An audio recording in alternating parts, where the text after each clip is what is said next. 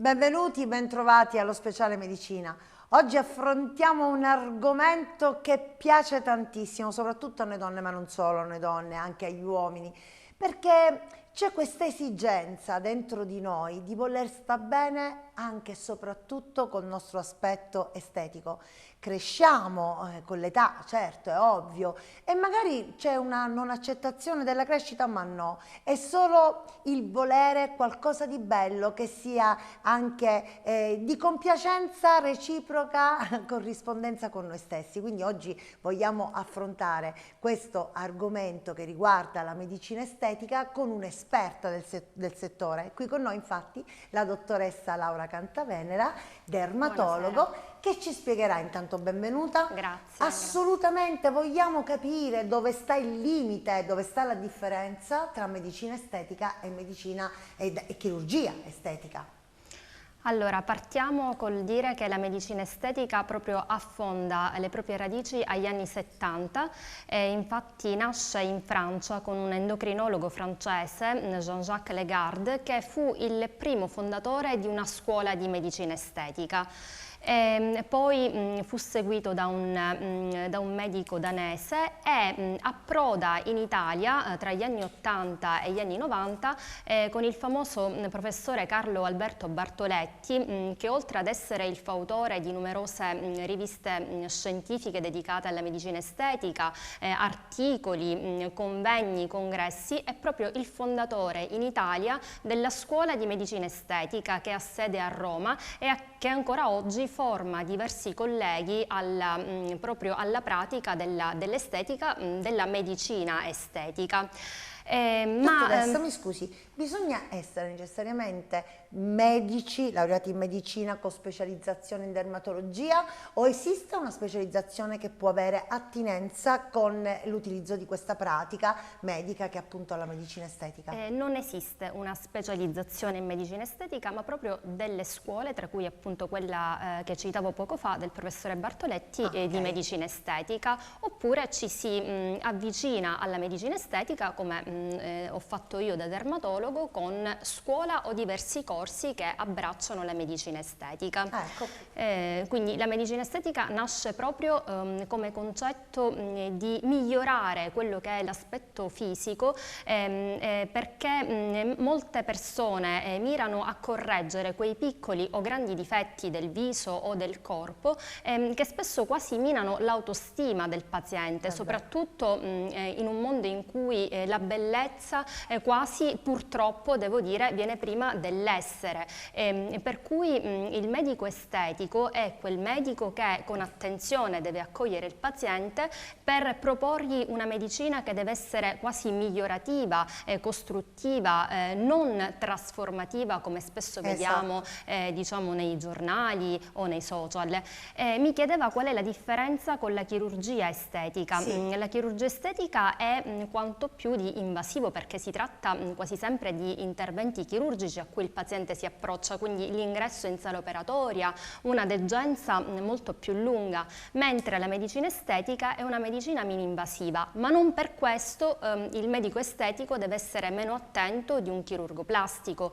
Quando il paziente si approccia o comunque vuole approcciarsi al trattamento estetico deve colloquiare prima con il medico che lo accoglie per valutare se il paziente non abbia delle patologie, per esempio, che controindichino alcuni trattamenti estetici, per esempio mi viene da dire le malattie immunologiche o della coagulazione o per esempio allergie, perché molti trattamenti iniettivi contengono delle sostanze a cui il paziente può essere allergico. Della coagulazione perché comunque una puntura è sempre una metodologia invasiva, potrebbe causare sanguinamento, protratto, no? Esatto, potrebbe essere questo. Capita molto spesso nei pazienti che fanno uso di cardioaspirina, per esempio, dove il sanguinamento è molto più profuso rispetto ad un paziente che non ne faccia uso. Ma cos'è che le chiedono di più? Cosa vogliono?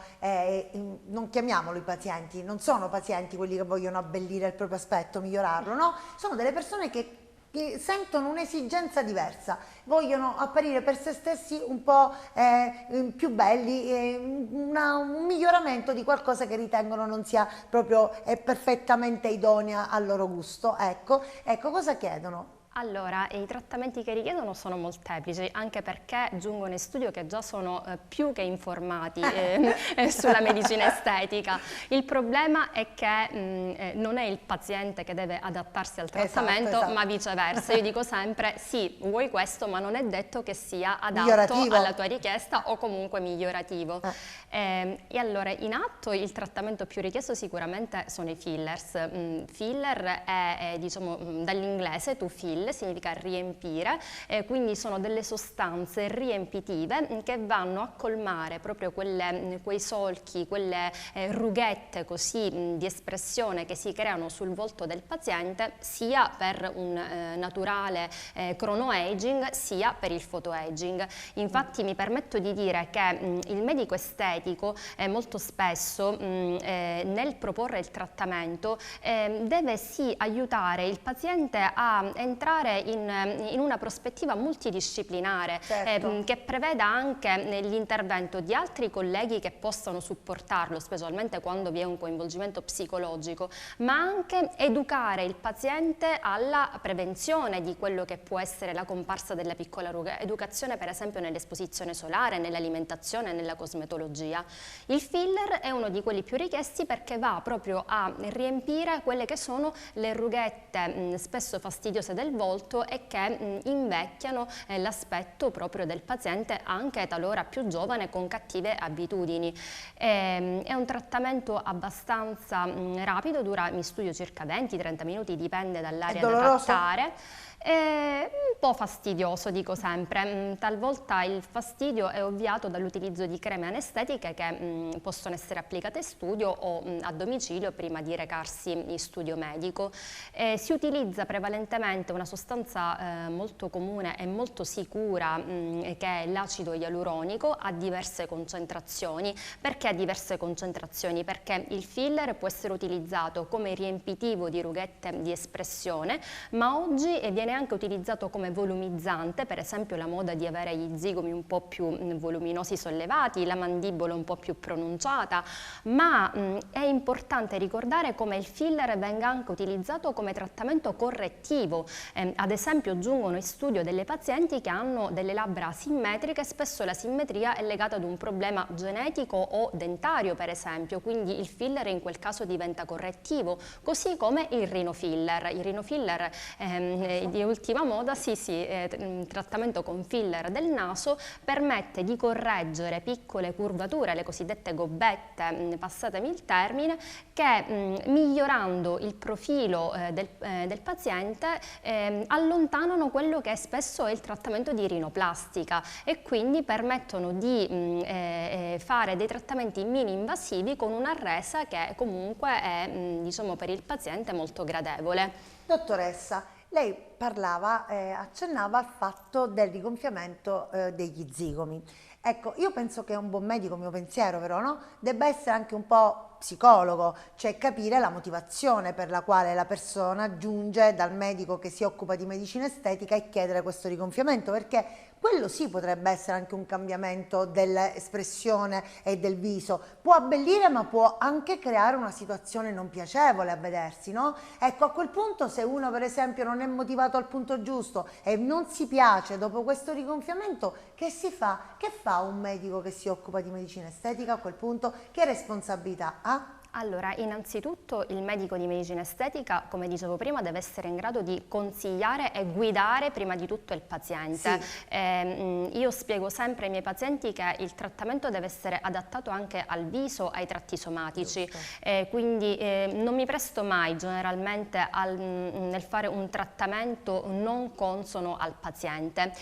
Quando giungono pazienti che hanno magari già effettuato dei trattamenti non consoni al loro volto, per fortuna diciamo diciamo, è in questo anche la plasticità dell'acido ialuronico, possiamo aiutarli con un trattamento un po' più risolutivo che è la ialuronidasi. La ialuronidasi è un enzima che praticamente va a sciogliere l'acido ialuronico e quindi in un certo qual modo riduce un po' quell'effetto di gonfiore o di edema che si possa venire a creare post trattamento di filler. Quindi in un certo qual modo si può, in questo senso, se il trattamento non è gradito al paziente o comunque gli ha stravolto i tratti somatici, ridurre gli effetti. Lei diceva poco fa che molta gente si reca al suo studio già consapevole, cosciente, erudita su quel che avverrà, perché ci sono i social, ci sono le divulgazioni velocissime, anche quelle dannose, attraverso la mia esperienza fai così, fai così, il dottor Google che è un nostro collega,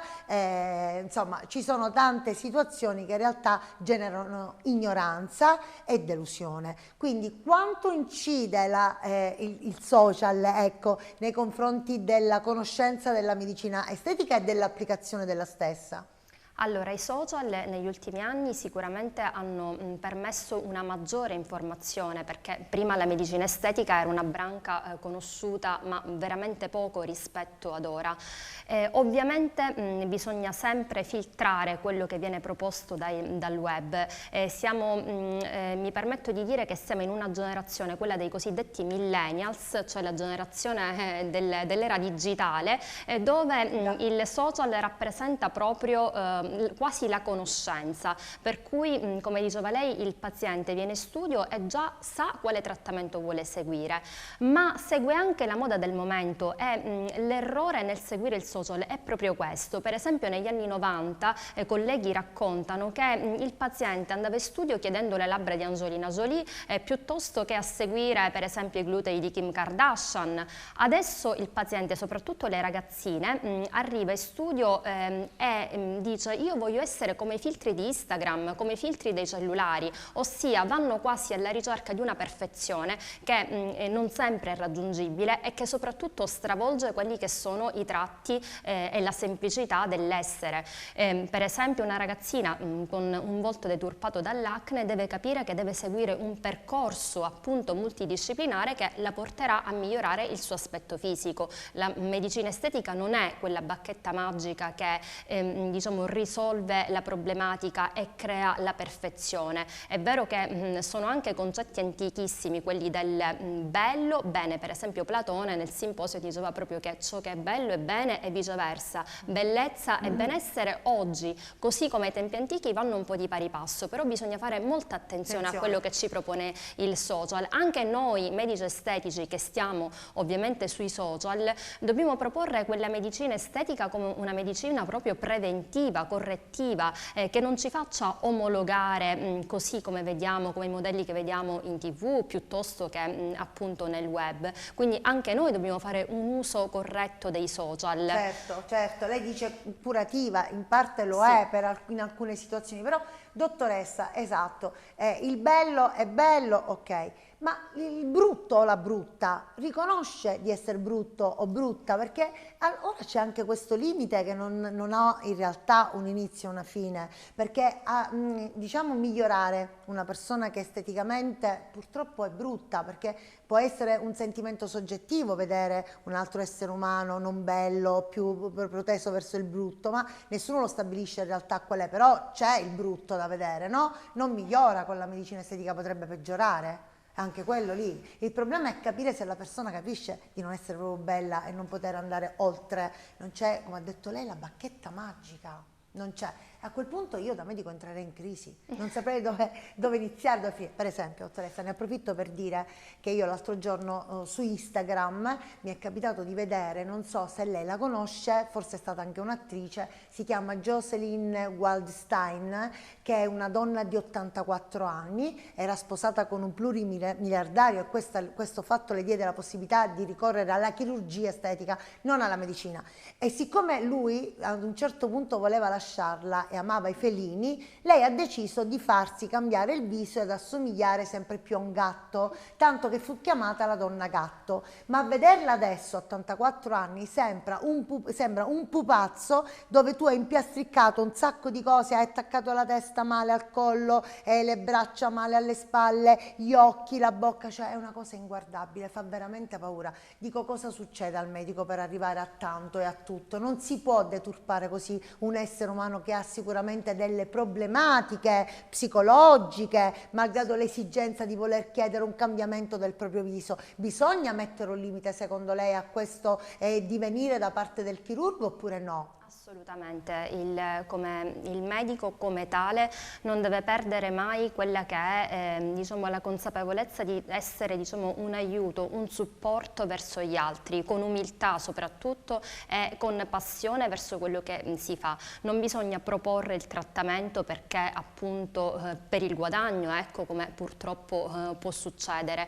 Bisogna diciamo, accogliere il paziente e aiutarlo nella scelta migliore, perché anche il trattamento di medicina estetica, seppur invasivo, ancora di più, come diceva lei, quello di chirurgia plastica, possono stravolgere i visi dei pazienti, anche perché io penso che il brutto in realtà non esiste, esistono delle caratteristiche personali che fanno del paziente quello che è diciamo, il suo aspetto personale, la sua unicità, ecco. Quindi, sì, però ci hanno insegnato che esiste il bello e il brutto. Purtroppo questo sì, ci hanno insegnato questo. A maggior ragione discriminiamo, sì. che è brutto lo sa, lo sente, lo percepisce anche da parte degli altri e vuole cambiare, ma spesso una faccia brutta non può cambiare, non può diventare bella, può anche peggiorare con la medicina estetica o con la chirurgia. Ma lei, dottoressa, cosa pensa in realtà della medicina estetica? Ecco, questo discorso è interessante. Io penso che la medicina estetica debba essere una medicina migliorativa.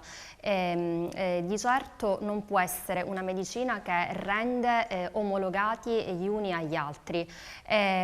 Sicuramente l'aspetto personale e l'unicità dei connotati, delle caratteristiche fisiche rappresenta la prima caratteristica del soggetto che si approccia al mio studio.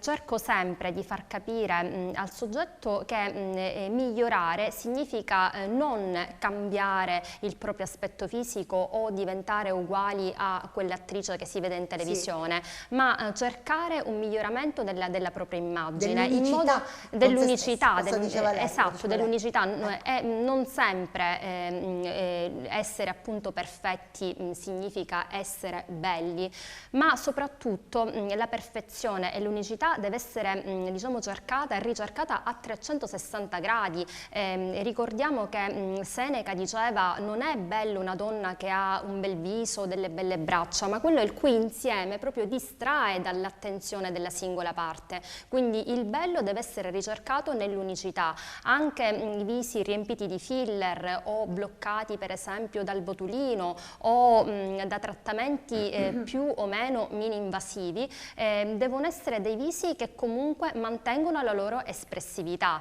certo, che la medicina, come diceva lei, non deve deturpare il volto di una persona, deve semplicemente migliorarlo, certo, renderlo unico. Volevo chiederle, a proposito di botulino, ecco perché io penso che sia giusto affidarsi sempre a un professionista del settore, a un medico. Il botulino potrebbe essere pericoloso se la pratica viene effettuata male, perché potrebbe anche causare, visto che è una paralisi quella che si ottiene come risultato del muscoletto che tu vai a iniettare, potrebbe creare per esempio una situazione di un'apertura maggiore dell'altra, per esempio espressiva dell'occhio, oppure la bocca, cioè bisogna stare attenti perché poi tornare indietro non è facile, no? O sbaglio? Allora, sul botulino diciamo che esistono diversi pregiudizi. Infatti quando il paziente giunge in studio e gli si propone il botulino, perché quello è il trattamento più adatto alla sua richiesta, età, caratteristiche appunto del volto, è quasi spaventato dal trattamento, anche perché si associa il Botox al vecchio botulismo, certo, quella patologia ormai diciamo per fortuna allontanata allontanata che creava proprio una paralisi dei muscoli respiratori. Ma bisogna precisare che esistono 8 tipi di tossine botulinica e in medicina estetica la tossina botulinica più utilizzata è quella di tipo A. È una tossina botulinica molto sicura, devo dire. Certo, deve essere utilizzata da mani esperte perché i siti di iniezione sono ben precisi, sono legati alla corrugazione del volto del paziente e la pratica deve essere seguita da medici esperti perché, come diceva lei, una delle complicanze più temibili è proprio la ptosi palpebrale. Certo, sempre reversibile perché la durata del botulino è di circa 4 mesi, però è un fastidio per il paziente. Non soltanto, mi preme dire che l'Agenzia Italiana del Farmaco e il Ministero della Salute ad oggi hanno approvato la tossina botulinica in medicina estetica per il terzo superiore del volto, ossia la pratica è approvata per le rughe della glabella, ossia quelle tra le sopracciglia, le rughe frontali, le rughette perioculari, quindi le cosiddette zampe di gallina, sì. ma non per il terzo inferiore del volto e off-label purtroppo viene utilizzato anche per quello. Ecco, Quindi, bene a sapersi questo, è importante, effettivamente sappiamo tutto ma non sappiamo niente poi alla fine. Un'ultima domanda, ecco, gonfiare le labbra oppure gli zigomi, ma non ci rende tutte un po' uguali? diciamo che se fatto in maniera eccessiva assolutamente sì, perché dà quell'aspetto appunto del volto un po' mascolino, ecco, che oggi tra virgolette va di moda, ma che ovviamente non a tutti sta, non a tutti si addice. Certo, e quindi dobbiamo anche consigliarci con il medico che attua questa pratica della medicina estetica. Effettivamente noi possiamo partire che sappiamo tutto, vogliamo questo, ecco, però meglio di voi chi è che può consigliarci. Ecco, questo è importante. Dottoressa, ecco, a chi ci ascolta, vogliamo dirlo, ma perché no rivolgerci alla medicina estetica con criterio, coscienza e intelligenza, no?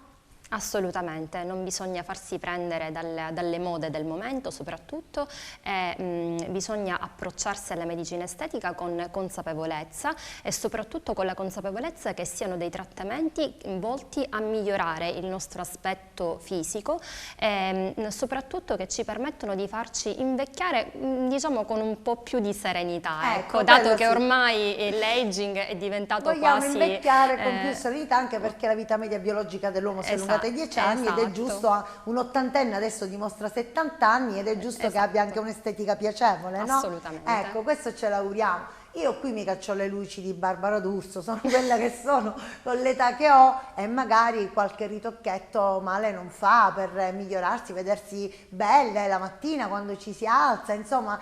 Io sono d'accordo perché ci dico sempre che bisogna fare tutto con il massimo del criterio, quello che fa capo alla nostra intelligenza. Per cui grazie dottoressa Grazie a voi dell'invito, di averci erudito per quel che riguarda la medicina estetica, avercela consigliata nel giusto modo, senza esagerare. E io devo un po' alleggerire un attimo quello che lei ci ha detto dicendo da Platone a Seneca, vorrei dire quella di Catalano di Quelli della Notte, non è bello ciò che è bello, ma che bello, che bello, che bello. Ecco, così concludiamo la nostra trasmissione. Che dirvi, alla prossima puntata. Ciao ciao.